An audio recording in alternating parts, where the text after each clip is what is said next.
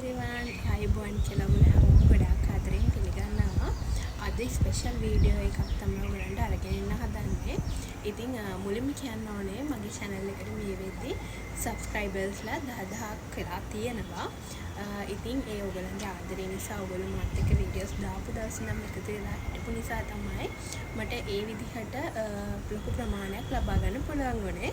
ඉතින් ඒ හින්දාම මම හිතුවා ඒකම ඔයගොල්ලෝ ගොඩාක් දෙනෙක් මගේ ගිය සතියේ වීඩියෝ එක දැම්මහම ඉල්ලලා තිබ්බ ඇඳුම දෙන ගමම්ම ඉතින් ඔයගොල්ලෝ මෙච්චර කල් මාත් එක්ක එකතු වෙලා හිටපු නිසා ඒ කියන්නේ සබ්ස්ක්‍රයිබර්ස්ලා 10000 වෙච්ච නිසා පොඩි giveaway එකක් තියන්න කියලා. ඇත්තටම මේ ඉන්න 10000ම ඇත්තටම ඇඳුම් අහන්න කැමති අය තමයි මගේ channel එකත් එක්ක එකතු වෙලා ඉන්නේ. ඉතින් මං හිතුවා එහෙම කට්ටියට ගොඩක් වැදගත් වෙයි කියලා මේ ඇඳුම සහ මේ giveaway එක. ඉතින් ඕගොල්ලෝ ගොඩාක් දෙනෙක් ඉල්ලපු ඇඳුම තමයි අරගෙන ආවිත් තියෙන්නේ. ඇත්තට මේක ආධුනික කෙනෙක්ට උනත් මහන්න පුළුවන් විදිහේ ඇඳුමක් තමයි මම අරගෙන ආවිලා තියෙන්නේ. ඉතින් ඕගලන්ට මේ giveaway එකට සම්බන්ධ වෙන්න පුළුවන් කැමති කෙනෙක් ඉන්නා නම් අද අපි කියලා දෙන ඇඳුම ඕගොල්ලෝ ළඟ තියෙන ඕනෑම රෙද්දකින් මහලා ඉවරලා අපේ බිනුස් ක්‍රියේෂන් group එක තියෙනවානේ Facebook group එක. ඉතින් ඒකට ෆොටෝස් එවන්න පුළුවන්. මම එතකොට හොඳම කෙනෙක් තෝරලා ඉවර වෙලා පොඩි gift එකක් දෙනවා. gift එක විදිහට ඔයගලන්ට තව ෆ්‍රොක් දෙකක් මහන්න පුළුවන් විදිහට fabric තමයි මම දෙන්න හිතන් ඉන්නේ. ඉතින් මට fabric එක මොකද්ද කියන්න බෑ. මොකද giveaway එකේ විනව තෝරලා ඒ වෙද්දි මාකට් එකේ තියෙන fabric එකක් මට ඔයගලන්ට දෙන්න පුළුවන්. ඉතින් ඒක නිසා එහෙම තමයි මම giveaway එක plan කරලා තියෙන්නේ. ඉතින් මම හිතනවා ඔයගොල්ලෝ මෙච්චර කල් මාත් එක්ක මේ විදිහට එකතු වෙලා හිටියා වගේ තවත් කට්ටිය වැඩි වෙයි. ඉතින් ඉන්න කට්ටිය ඒ විදිහට මේ ඉඳී කියලා මගේ channel එකත් එක්ක. ඉතින් ඔයගලන්ට ගොඩාක් ස්තුතියි. මෙච්චර කල් මේ විදිහට මගේ වීඩියෝස් බලලා ඔයගලන්ගේ අදහස් හුවමාරු කරගත්තට. ඉතින් දිගට මාත් එක්ක එකතු වෙලා ඉන්න කියලා ආදරෙන් මතක් කරනවා. එහෙනම් අද මේ ලස්සන ගවුම ඔයගොල්ලෝ ගොඩාක් දෙනෙක් ඉල්ලපු වීක් අර ඒ වගේම මෙන්න මේ විදිහ අතක් තියෙන ගවුම මහ ගන්න හැටි කොහොමද කියලා මම ඔයගලන්ට කියලා දෙනවා. එහෙනම් දිගට වීඩියෝ එකත් එක්ක එකතු වෙලා ඉන්න. giveaway එකට එන්න කැමති කට්ටියට පුළුවන් මේ ඇඳුම මහලා ජූලි මාසේ 30 වෙනිදා වෙන්න කලින් අපේ group එකට ෆොටෝස් දාන්න. මම ඊට පස්සේ ඉතුරු කොහොමද giveaway එකේ විනව තෝරන්නේ ඔක්කොම ඊළඟ වීඩියෝස් වලදී ඔයගලන්ව අප්ඩේට් කරන්නම්. එහෙනම් ඉතින් දිගටම එකතු වෙලා ඉන්න කියලා ආදරෙන් මතක් කරනවා.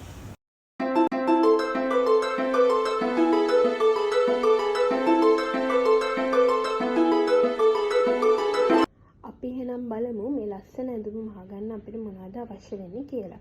ඉතින් මම අද මෙතන මාස මැටීරියල් එකෙන් තමයි මේ අරගෙන තියෙන්නේ. මීටර් 2ක් වගේ ප්‍රමාණයක් මම මෙන්න මේ ෆැබ්‍රික් එකෙන් අරගෙන තියෙනවා. ඉතින් ඔයගොල්ලෝ මට ඔය ඩිසයින් එකේ බෝඩඩ් මැටීරියල් එකක් මගේ ළඟ ඒක නැති නිසා මම මෙන්න මේ වගේ මැටීරියල් එකක් මේ වගේ ඩිසයින් එකක්ගේ මැටීරියල් එකක් තමයි මෙතනදී අරගෙන තියෙන්නේ. ඉතින් ඒ වගේම මේ පේන ඉතිරි බඩු ටිකත් මම පාවිච්චි කරනවා. ඒ වගේම මෙතනට තව ඉලාස්ටික් අවශ්‍ය වෙනවා අපිට මේ ගවුම මම ඉන්නේ ඉලාස්ටික් කරන නිසා ඉලාස්ටිකුත් අපිට මේ ගවුම සඳහා පාවිච්චි කරන්න පුළුවන්. එහෙනම් ඉතින් අපි බලමු කොහොමද ලේසියෙන්ම මේ ගවුම මහගන්නේ කියලා. දැන් ඕගලන්ට මම 60 කොටස කපා ගන්න හැටි තමයි මුලින්ම කියලා දෙන්න යන්නේ. ඉතින් මේ මම කොටු කොටසක් කපාගෙන ආව අපේ ෆැබ්‍රික් එකේ. මම ඔයගලන්ට මැනලා පෙන්නන්නම් ප්‍රමාණවල කොහොමද කියලා. මුලින්ම මම මේ විදිහට අද අපේ 60 කොටසේ උස තමයි මේ අතර තියෙන්නේ. අඟල් 14ක් අරගෙන තියෙනවා. මට උස අවශ්‍ය වෙන්නේ අඟල් 13යි. ඒ වුණාට අපි ඉනට ඉලාස්ටික් එකක් සම්බන්ධ කරන නිසා තමයි මම වැඩිපුර අඟලක් විදිහට අඟල් 14ක් උස අරගෙන තියෙන්නේ. මම හිතනවා ඒක ඔයගලන්ට පැහැදිලි කියලා. ඊළඟට අපි බලමු අපි රෙද්ද කොටසේ පළල කොහොමද මැනගත්තේ කියලා. ඕගලන්ගේ උරහිස මිම්ම ගන්න. උරහිස මිම්ම ඉන්නේ 14ක් මගේ. ඒක දෙකට බෙදුවම අඟල් 7ක් එනවා. එතකොට ඒ අඟල් 7ට අපේ උරහිසේ ඉඳන් ඇඳුමේ අත අවශ්‍ය දිග කොච්චරක්ද කියලා බලා ගන්න ඕන. මට අඟල් 11ක් විතර අවශ්‍ය වෙනවා. ඒක මම අඟල් භාගයක් විතර තියනවා. මොකද මෙතන බලවාටිය තමයි මගේ මේ පැත්තට තියෙන්නේ. ඒක නිසා මම ඔක්කොම අඟල් 18 මාරක් ගන්නවා රෙදි කොටසේ පළල විදිහට. හරි. දැන් මම රෙද්ද ඒ විදිහෙන් කපා ගත්තේ. හැබැයි රෙද්දේ මෙන්න මේ පැත්තත් ඒ වගේම අනිත් පැත්තත් මේ විදිහට ඕපන්ව තමයි තියෙන්නේ. මෙන්න මේ උරහිස පැත්ත අපි උරහිස ලකුණු කරන්නේ මේ පැත්තේ. උරහිස පැත්ත නැම්මට තමයි තියෙන්නේ. එතකොට මම දැන් ඔයගලන්ට මැනලා පෙන්නුවා වගේ කොටස් 4ක් එන්න ඕනේ. හැබැයි උරහිස නැම්මට තමයි රෙද්ද කපා ගන්න අවශ්‍ය වෙන්නේ. මම හිතනවා ඒ කොටස පැහැදිලි කියලා. දැන් අපි මේ කොටු රෙදි කොටසක් නේ තියෙන්නේ. මේ කොටු රෙදි කොටස තමයි අපේ 60 කොටස කපා ගන්න යන්නේ. මම දැන් ඔයගලන්ට කියලා දෙන්නම් ඒක කොහොමද කපා ගන්න කියලා. මුලින්ම මෙන්න මේ විදිහට අපි අත්කට හදාගමු. දැන් මේ පැත්ත තමයි අපේ අත්කට. මේ තියෙන අපේ උරහිස පැත්ත. මේ අත්කට පැත්තෙන් මම අපිට අත්කට අවශ්‍ය වෙන ප්‍රමාණය මැන ගන්න. ඒ කියන්නේ අත අපි ලොකුවන්නේ ගන්න. ඉතින් අත අවශ්‍ය වෙන ප්‍රමාණය අපිට මැන ගන්න පුළුවන්. මම මෙතනදී අපේ අත විදිහට අඟල් 10ක් ගන්නවා. අඟල් 10ක්. ඒ කියන්නේ උරහිසේ මෙන්න මෙතන උරහිස තැන ඉඳන් අඟල් 10ක් මේ විදිහට තියාගන්න. ඒ ප්‍රමාණය අපිට ලකුණු කරගන්න පුළුවන්. ඊළඟට අපේ කර කොටස තමයි මෙතන තියෙන්නේ. මේ තියෙන දැන් අපේ කර පැත්ත ඇඳුමේ. මේ උරහිස පැත්තනේ මේ තියෙන අපේ ඇඳුමේ කර පැත්ත. මං කර ඕපන් එක විදිහට මේ විදිහට කර ගැඹුර විදිහට අඟල් 6මාරක් තියාගන්නවා. මෙන්න මෙතන ලකුණු කරගන්නවා අඟල් 6මාරක් කියලා. ඒ වගේම කර පළල විදිහට අඟල් 3මාරක් ලකුණු කරනවා. මෙන්න මෙතනින් මම මේ බලවාටියේ කොටස චුට්ටක් යහට වෙන තියලා තමයි 3මාර ලකුණු කරගන්නේ. මෙන්න මේ විදිහට මෙතනට 3මාර මෙතනට අඟල් 6. ඊට පස්සේ අපිට පුළුවන් ඒක මෙන්න මේ විදිහට V හැඩයට V shape එක ඇඳ ගන්න. අපිට අවශ්‍ය වෙන්නේ V කරක්නේ. මේ විදිහට V හැඩය ඇඳ ගන්න පුළුවන්. ওই විදිහට තමයි අපි ඇඳුමේ කර නිර්මාණය වෙන්නේ. ඊට පස්සේ මේ කොටස ඉතිරි අඟල් කිහිපේ මේ විදිහටම තියෙනවා. දැන් අපි ඉන සඳහා අවශ්‍ය ප්‍රමාණය බලමු. මගේ ඉන කොටස 4ට බෙදුවම අඟල් 9ක් එනවා. ඒ 9ට මම රැලි වෙන්නත් එක්ක අඟල් 3ක් එකතු කරනවා. ඒ කියන්නේ ඔක්කොම ඉන අඟල් 12ක් අවශ්‍ය වෙනවා මට. මම ඒ ප්‍රමාණය මෙන්න මේ පැත්තේ ඉඳන් අඟල් 12ක් විදිහට ලකුණු කර ගන්නවා. මෙන්න මෙතනට තමයි එතකොට අපේ ඉන කොටස එන්නේ. එතකොට ඉන එන්නේ මෙතනට අපි අත්කට ලකුණු කරගත්තේ මෙතන. අන්න ඒක මෙන්න මේ විදිහට අපිට පුළුවන් අත්කට හැඩය මෙන්න මේ ආකාරයට ඇඳ ගන්න. ඔන්න ඔය විදිහට. එතකොට ඔන්න ඔච්චරයි අපිට මේ ඇඳුම ඇඳ ගන්න තියෙන්නේ. සම්පූර්ණයෙන්ම උඩ කොටස අපි නිර්මාණය කරගෙන ඉවරයි. ඉතින් අපිට පුළුවන් දැන් මේ කොටස මේ විදිහට මම කපා ගන්න. හරිම ලේසි මේක මුලින්ම කොටු රෙද්දක් විදිහට කපා ගත්තා නම් මිමි ටික මැනගෙන ඉවර වෙලා ඊට පස්සේ අපිට තියෙන්නේ මෙන්න මේ වගේ අපේ හැඩතල ටික හදා ගන්න තමයි. ඊට පස්සේ මම මේ විදිහට මෙතනත් කපා ගන්නවා. ඒකම අපේ කරත් මේ විදිහට කපා ගන්නවා. ඉතින් ওই විදිහට තමයි අපේ 60 කොටස නිර්මාණය වෙන්නේ. අද අපිට උරහිස් මුට්ටුවක් නෑ අපේ ඇඳුමේ. ඉතින් දැන් අපි බලමු එහෙනම් සාය කොටසක් කොහොමද කපාගන්නේ කියලා.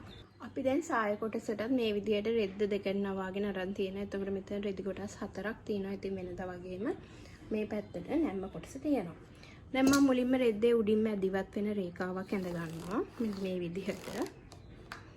ඊට පස්සේ අපිට පුළුවන් ඒකේ සියලුම මිමි ටික ලකුණු කරගන්න එතනින් එහාට. දැන් අපි මුලින්ම අපේ 60 කොටසේ ඉන බලමු. මම මේ විදිහට අපි කපාගත්ත 60 කොටස ගන්නවා. මේ තියෙන අපේ 60 කොටසේ ඉන ප්‍රමාණය. මෙන්න මේ විදිහට 60 කොටසේ ඉන ප්‍රමාණය මම මේකේ ලකුණු කර ගන්නවා. 60 කොටස ආධාරයෙන්ම අපිට 60 කොටසේ ඉන ප්‍රමාණය ලකුණු කරගන්න පුළුවන්. ඔය විදිහට. ඊට පස්සේ අපිට එතනින් එහාට ඉතුරු මිමි ලකුණු කරන්න පුළුවන්. මම මුලින්ම අපේ උකුල දක්වා උස මේ විදිහට ටේප් එක අරගෙන මෙතන ඉඳන් අඟල් 9ක් තියාගන්නවා. උකුල දක්වා උස විදිහට. මොකද ඉන ටිකක් උඩට තමයි මේ ගවුමේ තියෙන්නේ. මේ විදිහට. ඊට පස්සේ අපිට මෙන්න මෙතන එන ප්‍රමාණය තියෙනවා නම් මෙතන ලකුණු කරගත්ත ප්‍රමාණය අඟල් 12ක් අපිට ඒකට තව අඟල් 3ක් විතර එකතු කරලා මෙතන ලකුණු කරගන්න පුළුවන්. ඒ කියන්නේ අඟල් 15ක් විදිහට ලකුණු කරගන්න පුළුවන්. ඊට පස්සේ මේ විදිහට අපිට ඉන යා කරගන්න පුළුවන්. ඔන්න ඔය විදිහට. දැන් අපිට සායේ සම්පූර්ණ උස ලකුණු කරගන්න පුළුවන්. මේ විදිහට මට සායේ සම්පූර්ණ උස 26ක් අවශ්‍යයි. මම ඒකට අඟලක් මැහුම් වාසියයට එකතු කරලා අඟල් 27ක් විදිහට සායේ උස ලකුණු කරගන්නවා. ඕගලන්ගේ සොගල් ලකුණු කරගන්න. ඕගලන්ට මේක දිග ගන්නමක් විදිහට උනත් කපා ගන්න පුළුවන්. දැන් අපිට තියෙන මේ කොටස් මේ විදිහට කපා ගන්න. මම මේ ඉන ළඟින් කපා ගන්න. ඊට පස්සේ සයිඩ් එකත් මේ විදිහට කපාගෙන අන්තිමේ සාය කොටසේ වාටිය ළඟින් මං අඟලක් හැඩ කර ගන්නවා. නැත්නම් සාය දෙපැත්තෙන් පහත් වෙලා තියෙන නිසා මෙන්න මේ විදිහට අඟලක් මෙතනින් මං හැඩට කපා ගන්නවා. ඉතින් ඔයගොල්ලොත් ඒ විදිහට කපා ගන්න. එහෙනම් දැන් අපි බලමු කොහොමද මේක මහගන්නේ කියලා. මුලින්ම මේ තියෙන ඇඳුමේ කර කොටස අද අපේ ඇඳුමට පයිපින් මුකුත් අල්ලන්නේ මෙන්න මේ විදිහට ඇඳුමෙන්ම කර දෙපොට නවාගෙන මහගන්න තමයි තියෙන. අඟල් කාලා වගේ දෙකක් වෙන නවා ගන්න. මේ විදිහට දිගටම මහගෙන එද්දී මෙන්න මේ මැදින් ඕගලන්ට චුට්ටක් මහන්න අපහසුවේ. එතනදී කට් මාක් එකක් දෙන්න. එතනට කට් මාක් එකක් දීලා හිමින් සීරුවේ එතනදී නවල මහගන්න මේ විදිහට. ඉතින් ওই විදිහට කොටස් දෙකේම අපේ මහගන්න අවශ්‍ය වෙනවා මේ විදිහට. ඉතින් ඒ වගේ කොටස් දෙකම මහගෙන ඉවර වෙලා දැන් එක පිට එක තියලා කියන්නේ හොඳ පිට තියලා දැන් අපේ කර මැද්දෙන් යන මූට්ටුව කියන්නේ පපුව මැද්දෙන් යන මූට්ටුව තමයි මේ මහගන්න යන්නේ. ඉතින් අඟල් 3 කාලක් වගේ වෙන්න මහගන්න. කොටස මහගෙන ඉවරලා ඔයගලන්ට පුළුවන් ඒ කොටස් වෙනම ඕලොක් කරන්න දෙපැත්තට. එතකොට දෙපැත්තට තියලා මහගන්න පුළුවන්. මම මෙතනදී ඕලොක් එකක් පාවිච්චි කරන්නේ නැහැ. මෙන්න මේ විදිහට තියෙන කොටස. දැන් ඇතුළට මම දෙපාරක් නවලා මහගන්නවා. මෙන්න මේ ආකාරයට. ඉතින් ඕලොක්කයක් නැති කෙනෙක්ට උනත් මේ ගොම ලේසියෙන්ම මහගන්න පුළුවන්. ඕලොක්කයක් තියනවා නම් ඔයගොල්ලෝ මේ කොටස් දෙක වෙනම ඕලොක් කරලි වෙලා ඕලොක් කොටස මේ විදිහට හරවලා මහන්න. ඒ හොඳටම ඇති. මෙහෙම දෙපොටක් නවන්න අවශ්‍ය වෙන්නේ නැහැ. ඉතින් මේ විදිහට තමයි කර කොටස මේ විදිහටම අපේ අනිත් පළුවෙත් අපි නිර්මාණය කරගන්න ඕනේ. ඊට පස්සේ දැන් අපිට පුළුවන් අපේ අත කොටසේ වාටිය මහගන්න. අපේ ඇඳුමේ අත කොටස් දෙකක් තියෙනවානේ මේ තියෙන අත කොටස. ඉතින් මේක මේ විදිහට අඟල් භාගය බැගින් තිබ්බොත් නවල අපිට මහගන්න පුළුවන්. මම නැවතත් මතක් කරන්නම් අපේ තරගය ගැන. ඉතින් ඕගලන්ට මේ ලස්සන ගවුම මහලා තෑග්ගක් දිනා ගන්න පුළුවන්. ඉතින් මං හිතනවා මේ ගවුම ගොඩක් අය ඉල්ලපු නිසා ගොඩක් අය මහයි කියලා. එහෙනම් ඕගොල්ලෝ try කරලා බලන්න කියලා ආදරෙන් මතක් කරනවා මේ ඇඳුම. ඉතින් මේ විදිහට තමයි මේ කොටස් මහල ඉවරුනහම තියෙන්නේ. දැන් අපි 60 කොටස සාය කොටස මේ විදිහට මූට්ටු කරගන්න තමයි යන්නේ. ඉන මූට්ටුවේදී අද අපි අඟලක් තමයි තියලා මහගන්නේ. මොකද මම වාසි මම අඟලක් තිබ්බ නිසා අඟලක් මේ විදිහට මහගන්නවා. ඔයගලන්ට ඕලොක් කරන කෙනෙක්ට නම් මේ ගවුමේදී අඟල් භාගයක් තියලා ඕලොක් කරලා උනත් මහගන්න පුළුවන්. මම මෙතනදී අද ඕලොක් කරන්නේ නැති නිසා දෙපාරක් නවල මහන්න අවශ්‍ය නිසා අඟලක් මේ විදිහට මහගන්නවා. ඒ විදිහටම අනිත් පළුවත් මම මේ විදිහට අඟලක මහම් වාසියට සම්පූර්ණයෙන්ම මහගෙන යනවා. ඊට පස්සේ අපිට තියෙන්නේ මේ කොටසට ඉලාස්ටික් එක සම්බන්ධ කරගන්න. දැන් මේ විදිහට මහගත්ත කොටස මෙන්න මේ ආකාරයට එකපාරක් නවලා නැවත වාරයක් 60 පැත්තට තමයි මේ ආකාරයට නවා ගන්න ඕනේ වෙන්නේ. අඟල් භාගයක් මුලින්ම නවලා ඊට පස්සේ අඟල් භාගයේ 60 කොටස පැත්තට තමයි මම මේ විදිහට නවා ගන්නෙ. ඒ විදිහට මහගත්ත කොටසට දැන් ඉලාස්ටික් එකක් සම්බන්ධ කරන්න යන්නේ. මගේ ඉන වටමින්ම දෙකට බෙදලා ඒකෙන් අඟල් දෙකක් අඩු කරලා එන ප්‍රමාණයක ඉලාස්ටික් කොටසක් තමයි මේ විදිහට ඉදිරිපසට මම යොදාගන්නේ. ඒ වගේම කොටසක් අපේ ඇඳුමේ පිටුපස පළුවටත් මේ ඉදිරිපසට කරන දේම පිටුපස පළුවටත් කරන්න අමතක කරන්න එපා. මම වීඩියෝ එක දික් වෙන නිසා තමයි එක පළුවක් විතරක් මහන විදිය මේ ආකාරයට පෙන්වන්නේ. ඉතින් ඔය විදිහට තමයි ඉලාස්ටික් කොටස ඇඳුමට සම්බන්ධ කරගන්න. ඉතින් හරියම ලේසි මේ ඇඳුම මහන්න ඔයගලන්ට විනාඩි 20ක් වගේ කාලයක් තමයි යන්නේ. ඉතින් ඕගොල්ලන්ගේ ස්පීඩ් එක අනුව වෙලා වෙනස් වෙන්න පුළුවන්. දැන් අපි මේ විදිහට සම්බන්ධ කරගත්ත සියලුම කොටස් මේ විදිහට සයිඩ් මූට්ටුව තමයි කරගන්නේ. ඉතින් ඒකත් අඟල් භාගයේ ප්‍රමාණයට මේ විදිහට මූට්ටු කරගෙන යන්න. ඉතින් හරියම ලේසි මේ ඇඳුම මහගන්න. මම හිතනවා ඔයගලට ගොඩාක් පැහැදිලි කියලා. ව්‍යාපාරයක් කරන කෙනෙක්ට උනත් මේ ඇඳුම මිමි ප්‍රශ්නකින් තොරව කස්ටමර්ස්ලට මහලා දෙන්න පුළුවන් විදිහ ඇඳුමක් තමයි මේක. ඉතින් මෙන්න මේ විදිහට එහා පැත්තේ පළුවත් මම මහගන්නවා. ඉතින් මේ ඇඳුමේ මම කියලා දීපු විදිහට මහුවත් අද අපිට ඕලොක් කරන්න තියෙන මෙන්න මේ සයිඩ් මූට්ටු දෙක විතරයි. අනිත් කිසිම මැහුමක් ඕලොක් කරන්න අවශ්‍ය වෙන්නේ නැහැ මේ ඇඳුමේ. ඉතින් මේ විදිහට මේ දෙපසම මහගෙන අපිට පුළුවන් අපේ වාටි කොටසත් අඟල් භාගය බැගින් දෙපොටක් නවලි වෙලා මහගන්න. ඉතින් මේ විදිහට තමයි අද අපි ඇඳුම නිර්මාණය කරගන්නේ. මම හිතනවා ඔයගලන්ට මේ වීඩියෝ එකනොත් ගොඩක් දේවල් ඉගෙන ගන්න ඇති කියලා. ඔයගොල්ලෝ ගොඩක් දෙනෙක් කිල්ලපු වීඩියෝ එකක් තමයි මේ අරගෙන ආවේ. එහෙනම් අලුත් වීඩියෝ එකකින් ඉක්මනටම හම්බෙමු. මෙච්චර දවසක් මාත් එක්ක එකතු වෙලා හිටියා වගේ දිගටම ඉන්න කියලා හැමෝගෙම ආදරෙන් ඉල්ලනවා.